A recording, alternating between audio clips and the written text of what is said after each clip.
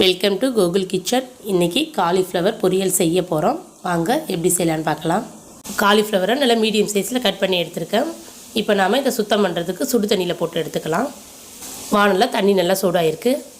இதில் கொஞ்சமாக மஞ்சள் தூள், கொஞ்சமாக கல் உப்பு சேர்த்துக்கலாம். இப்போ இது கூட காலிஃப்ளவர்லாம் சேர்த்துக்கலாங்க. நல்லா 1 நிமிஷத்துக்கு கொதிக்கட்டும்.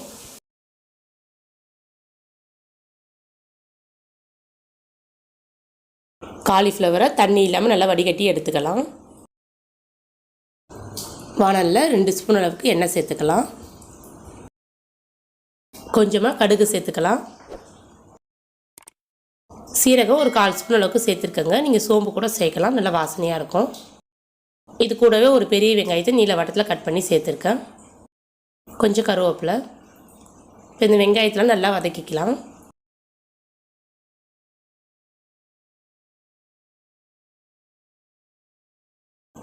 வெங்காயம் வதங்கினதுக்கப்புறமா ஒரு தக்காளி,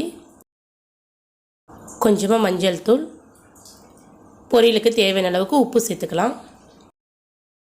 இப்போ தக்காளி நல்லா வதங்கி வரட்டும்.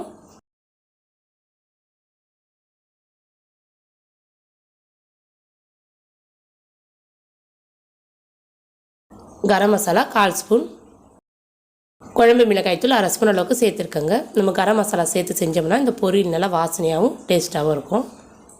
இப்போ இந்த மிளகாயத்தோட பச்சை வாசனைலாம் போகட்டும். 1 நிமிஷம் நல்லா வதக்கலாம்.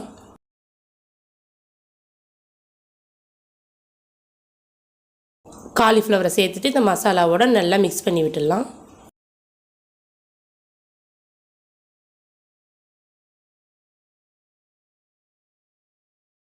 மசாலாவோட சேர்ந்து காய் நல்லா வேகட்டும். ஒரு 5 நிமிஷம் மூடி வைக்கலாம்.